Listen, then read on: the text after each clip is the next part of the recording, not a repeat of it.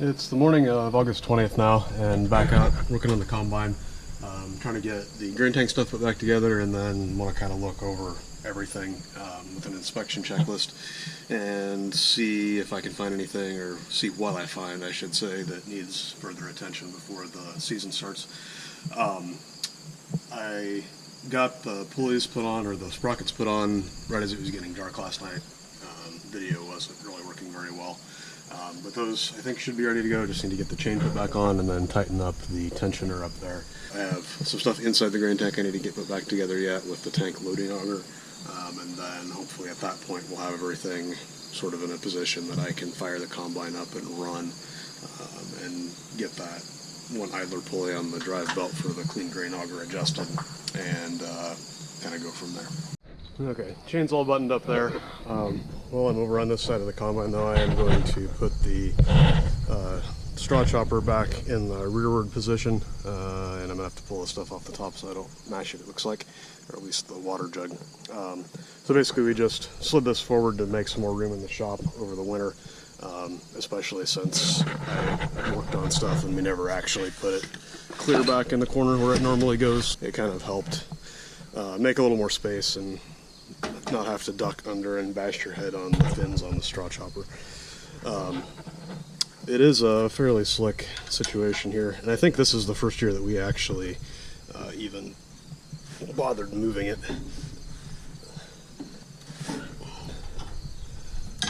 So this wouldn't matter other than if I'm going to run the separator after a while, I need to have this chopper belt tight or it's going to wad up and destroy itself. So basically there's just a shaft across the back here with some little special gears that engage in these holes in the bottom of the sheet metal. I should have used a crescent wrench so I had a longer lever.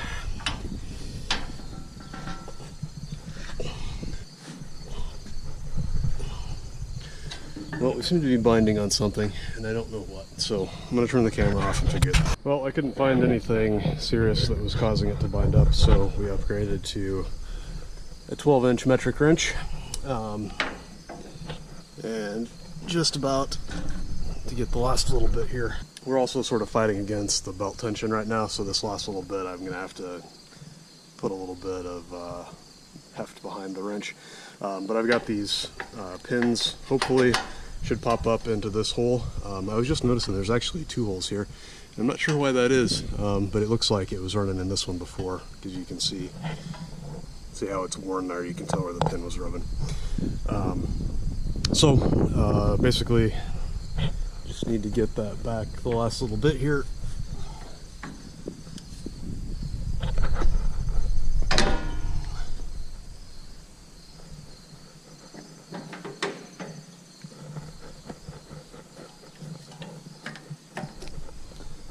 Something to tap that a little bit. Let's see if the other side locked in. There we go. We'll just see. Yeah, that one's going to go in. Okay, so that one's locked. Grab my wrench so I don't forget it hanging off the side of the combine. Let's see. This one's kind of in an awkward spot in relation to the belt. So straw chopper is locked in. And this needs to plug in. So this is a shaft speed sensor. The way that it's set up, I think there's like a dummy load here that you can plug it into if you're doing wheat or some sort of a crop where you want to just dump the straw out the back. But the wire isn't long enough to stay hooked up to the chopper when you slide it forward. It looks like I might have to blow some dirt out of that. Took a little bit of grunting, but I got the connector popped back together. I blew it out with an air hose, but I don't know that there was really dirt in there. I think it might have just been some paint that was down in where the rubber piece has to lock in on those weather packs.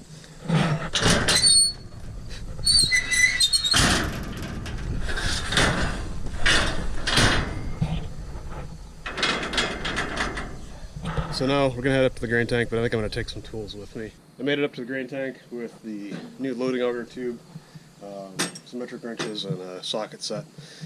So I think, I haven't looked this over super close yet, but The general idea here, I think, is that I'm probably going to try to put, there's two pieces of the shield that cover up all these pulleys and bolts and stuff, so I'm probably going to put the front half on, because I think that'll be easier before I put the auger tube on, and then leave this back one off until I can see how the belt's going to run in those pulleys. I think I had said in a previous clip,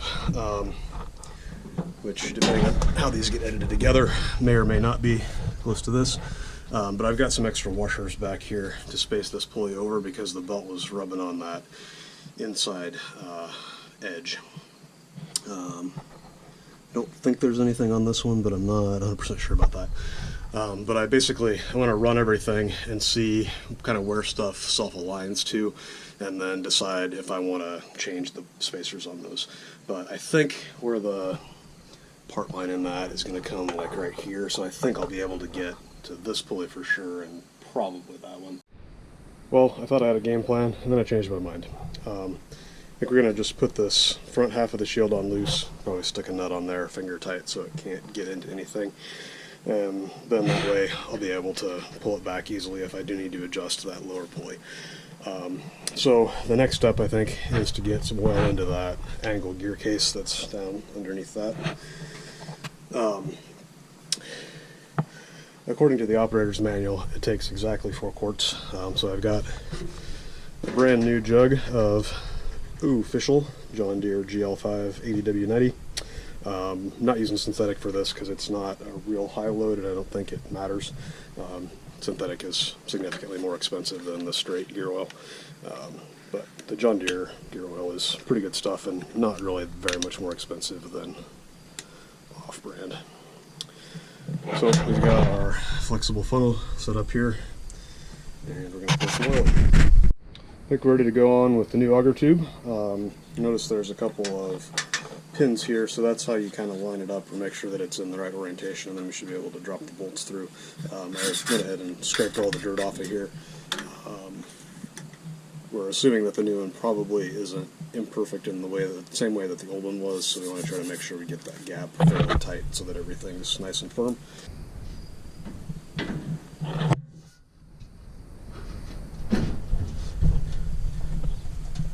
Come on, Shoop, don't fail me now.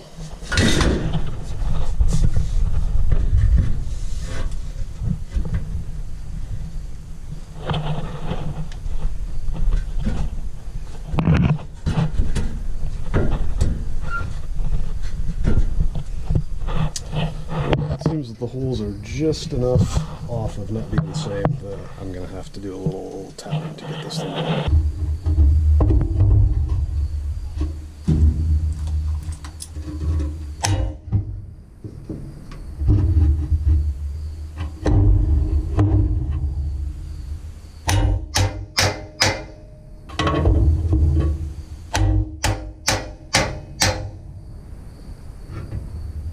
Well, I think I'm going to have to go get a hammer and a file because we're so close yet so far away. Okay, we're on. I ended up just having to file just a little bit on the edges of those holes and kind of tapered it just a little bit so that it would kind of pop onto the pin instead of catching on the edge. So everything else, the holes look pretty dead on. So I don't know if something was just a little bit out of tolerance, or if these bent over the course of 2,000 separator hours, or maybe just are welded in a little bit funky somehow. But anyway, it's on, it looks good. So the other one was getting really thin on this bottom edge, so as you can imagine, the gravity wants to take the grain to the bottom edge of the auger all the time, so every bushel that comes into here pretty much falls over this edge of the metal. In the course of 2,000 separator hours. That's a lot of bushels. And as far as we know, none of this stuff had ever been replaced before. So since we had everything apart, it seemed like a good opportunity to go ahead and get that tuned up and have a little bit more metal here to hold things tight. So I'm going to get these bolts back in and probably go ahead and just put the rest of this auger on. It's not too big of a deal. There's just 4 bolts that hold that bracket.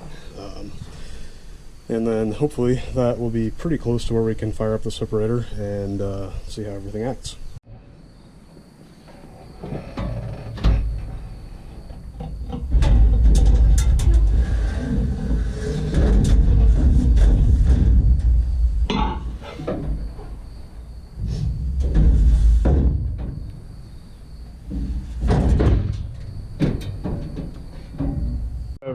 tolerance issue. So this is one of the old bolts, and this is actually not one of the bad ones, but you can see it's worn almost to a sharp edge. Like I said, this one's not one of the worst. So I got new bolts. The problem is the little square carriage shoulder on the new one is wider than the old one and doesn't want to fit into the square hole on the inside of the tube. So these came from John Deere. They're probably, I mean, may or may not be actual John Deere bolts. I think they're probably just a common metric that the dealer buys from some other supplier, or maybe they get them through John Deere, I don't know. But can't blame Shoop for this one, but it looks like I'm going to have to file something, and I'm kind of leaning towards trying to file the bolts a little. I don't know. Maybe a little bit on both sides. I'm sure part of it is that there's some paint in there, but it seemed like it wouldn't even go in far enough to grab to be able to pull it the rest of the way. Which might also be partly that I'm sure those are punched before the pieces rolled into a circle, so you probably end up kind of pinching in the inside and spreading out the outside, I would guess, a little bit also, which probably makes it more of an issue. Alright, got 4 bolts in, that against the inside. More work than it should have been, but not too bad really. Now we just got to get this guy on here.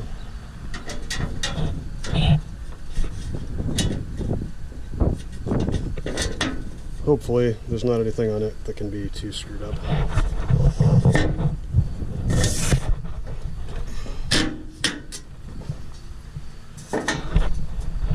Alright, 4 more nuts and a little bit of cleanup, and should be ready to start the separator and see if anything falls apart.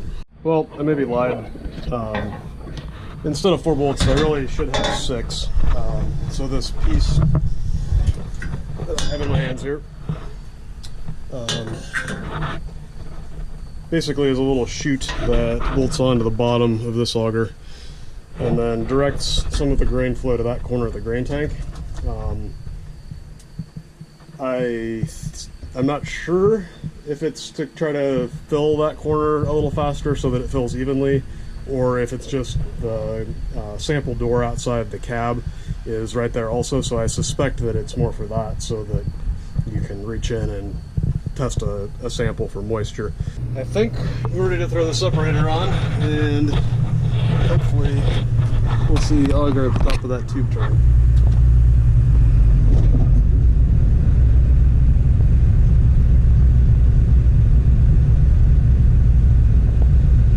Nothing falling apart.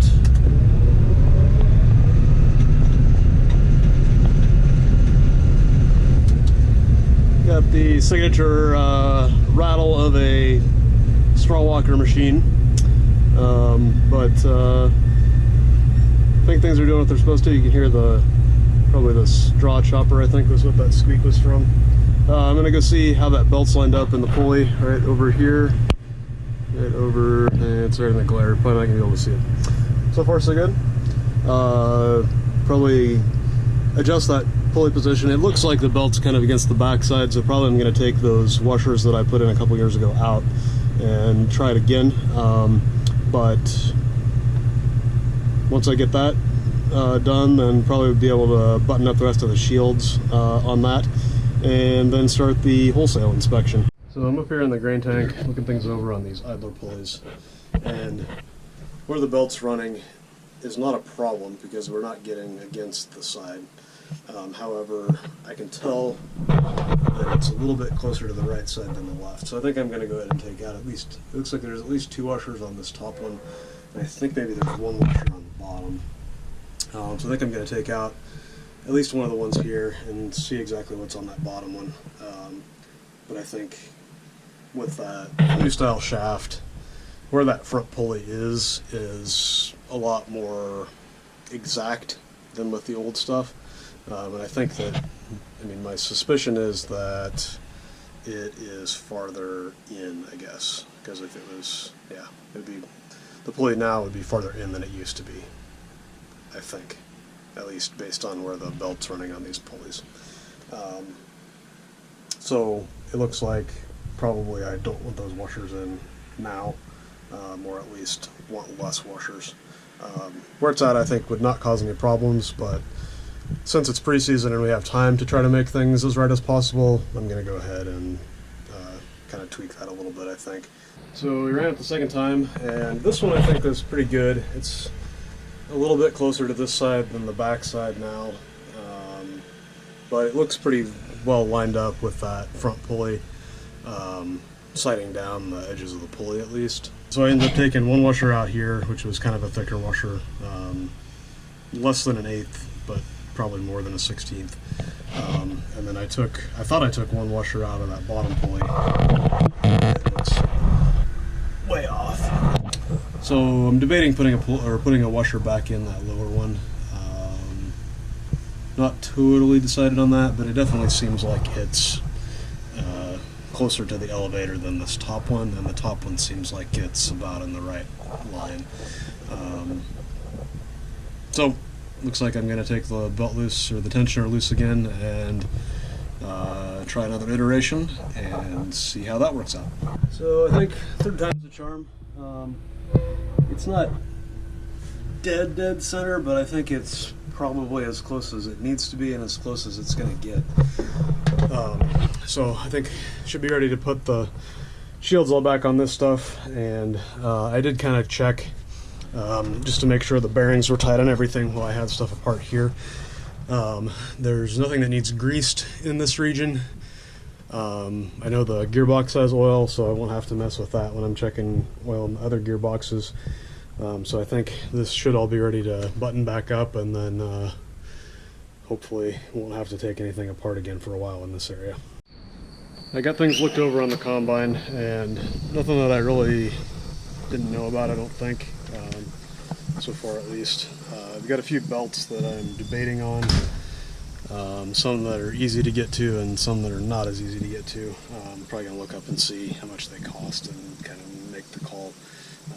Sometimes I'll get parts and just have them on hand if there's something that looks a little bit sketchy, so that way if we do have something fail, or if I notice it getting worse, we can change it out, or at least have the parts to change it out without having to run after them or chase one down or whatever.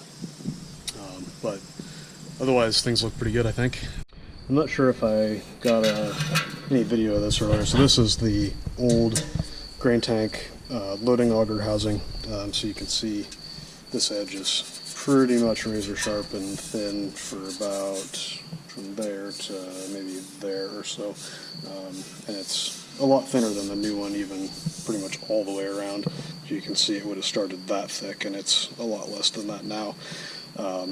So not a very expensive piece, so for what they cost, and since I had stuff apart anyway, thought that it would be a good idea to get that replaced. I did a little bit of belt research while enjoying a cold soda, and John Deere belts are expensive, it turns out. There was 6 belts that I had sort of written down that I thought maybe it might replace, and they would be like $1,300 for John Deere belts, especially the variable speed belt on the other side was like $420. So I'm still debating a little bit. Aftermarket ones are a bunch less expensive, plus I can get a discount if I order in the next couple of weeks here, from one place at least. So I'm kind of thinking I'm going to get some belts on hand for a few of these, but maybe wait until they actually fail or get worse. Nothing looks like failure is imminent. Well, there's one on the other side that I might go ahead and replace because it has a pretty good crack in it, at least in one spot.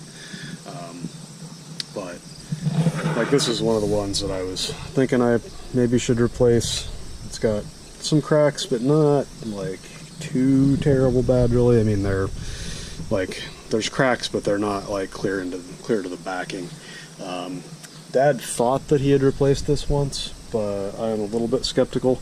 I rolled the belt now. I don't know where the thing is. Here it is. If the camera will show. So that's upside down. But that says 2098. I have a feeling that that means the 20th week of 1998. This is a 1998 combine, so I think there's a pretty good chance that's the original belt from when this was manufactured.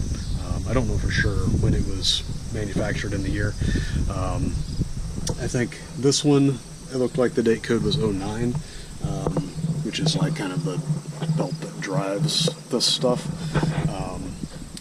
And I think there's probably a possibility that that maybe is the one that Dad was thinking of having replaced. Not really sure. But so there's those two. Pretty sure the fan belt is original. It doesn't look bad really. It's hard, but maybe that's okay. But it has green paint on it over spray. So pretty sure that one's original to the combine.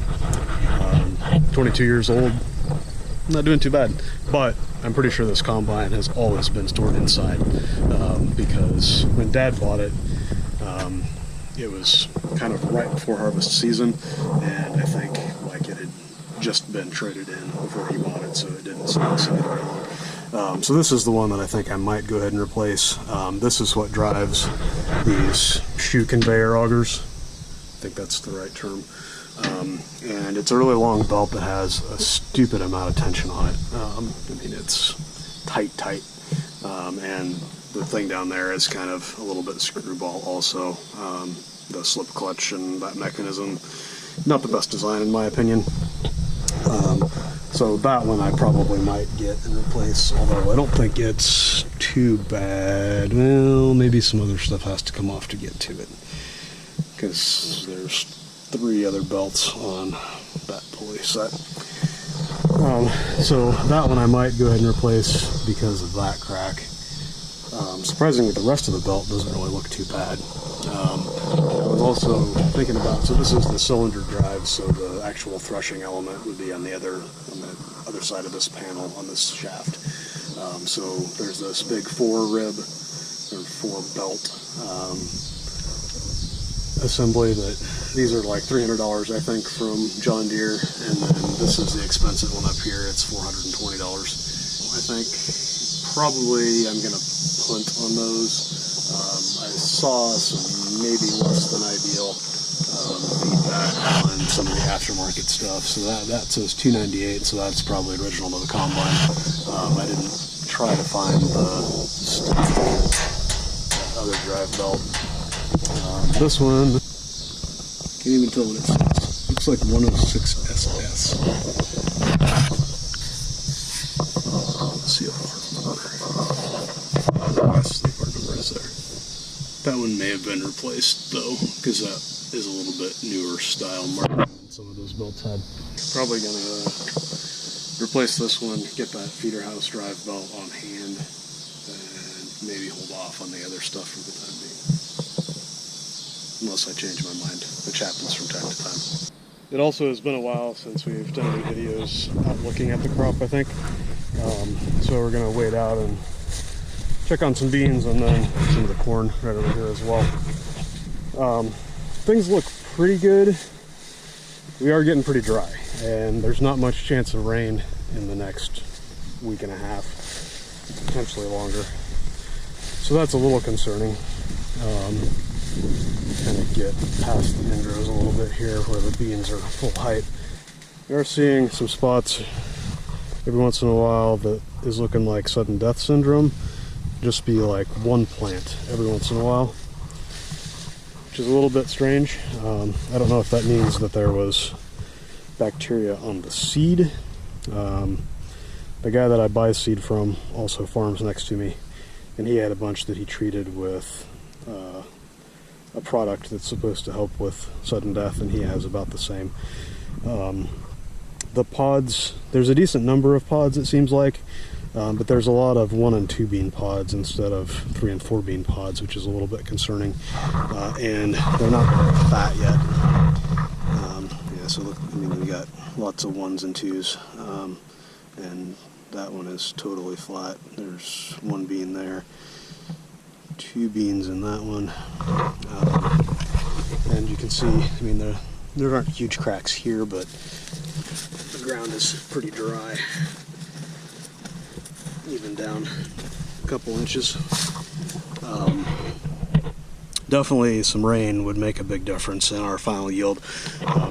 Basically what will happen is, as the beans mature, they'll suck the nutrients out of the leaves, and as the leaves fall off, basically that will go into the soybeans. But you still need water to reach maximum yield, and if we don't get any rain for 3 weeks, these may, especially the early season beans, may not be very good. Not really a lot of bug damage, or at least visually. I'm seeing some thistle caterpillar type damage where they've got the leaves kind of sewn together. These, I believe, are a 3.0 bean, so pretty short season for us. We normally will be maybe, I think about the shortest I've planted is 3.0, but like a 3.0 to a 4, 3.8, 3.9 typically. I don't know that I've ever actually planted a 4 bean. Is pretty typical for us. As you go farther north, there'll be shorter seasons or shorter maturity ranges, and as you go farther south, usually they'll be longer. Yeah, lots of 1 and 2 bean pods for sure. And this should be a pretty good spot in the field fertility-wise, because we are kind of up on top of a hill here. Kind of close to the indro, so there could be some compaction, but I mean, it seems like we've got good height, or just high anyway. Just have to see. There's a friendly Japanese beetle. Maybe if it's dry enough, I can step on him and he'll crunch. Not convinced we're going to have a killer bean crop at this particular point. I think we have decent potential if we get some rain. That's always the story of beans, and for me at least, I can never speculate how good beans are going to be until you get a combine in there, really. But we'll walk out on the corn here, which the lower leaves on this seem to be dying off quite a bit in this particular spot for some reason. I guess maybe nitrogen deficiency. It's kind of, seems like it's going from the middle of the leaf to some extent. This stuff would be too nitrogen deficient. This also is a pretty short season corn, so that, I mean, it could be starting to reach maturity. I think this is like 108 day, if I remember right. We'll take you. Feels like a pretty nice year. So there's always differences in hybrids as far as kernel size and kind of how many kernels it takes to make a bushel. This, I mean, is a nice sized ear, starting to dent, so it doesn't have probably too much left. I'm going to say this feels like it might be an 18 around. The kernels are not super wide. 36, 37, 38, 39, 18 by 39. That's a pretty nice ear, especially for a short season corn. I mean, anymore it seems like there's short season corn that will yield pretty well, even with the full season. We'll walk around and check some on the Indros. That's a different variety that I think would be about the same maturity. But I mean, we've got definitely the corn starting to dent. The kernels are still pretty squishy on the bottoms, so I should have studied up on my agronomy before I came out here, but I think that would be probably maybe like a quarter milk. I forget if it's the quantity of milk or the quantity of starch. I would say that it's a quarter of the way through the kernel as far as maturity. But the kernels are pretty deep, really. Even though it's 18 around, the cob is not very large. Pretty optimistic about the corn. Generally, corn will root down pretty deep, so with our soils being clay-based, there can be quite a bit of moisture holding capacity there as you go deeper, and corn is probably a little bit better at getting that deep moisture than soybeans are. So this is one off the Indros of the same field. I tried to find one that was in a reasonably good spot, or like where there weren't too many plants around it that were torn up. This one was, I think, 20 by 35, I think I just said. Nice looking ear, definitely nice girth to the cob. It does have some insects chewing on the top. And the other thing that I noticed is we also have some some of those tip kernels are actually starting to sprout already, which is really kind of odd. I don't know if that's just from the moisture from the dew. Sometimes this doesn't have real great husk coverage on the tips of the ears. And the other problem that we've had with this variety a little bit is that the ears don't necessarily drop down when they mature, and you end up, if you get rain kind of before harvest after it matures, you end up with water that runs down in the husk, and then the butt kernels end up germinating or sprouting and having shoots coming off of them. But again, nice looking ear. Just size wise, fairly comparable. I would say this is a little longer and a little bit narrower. Both look pretty good though. Pretty decent dent on that one also. Let's see what it looks like. I would say this might be a little bit farther along. It's maybe a third of the way down. Seems like a little bigger cob possibly than the other variety also. Like that the other one maybe has a little deeper kernel depth. Looks pretty good. Definitely a little rain would help though. Got the combine pulled down here, down the hill from the shop, and gonna try the unloading auger and see if we get any major vibrations with those new tank augers in the bottom.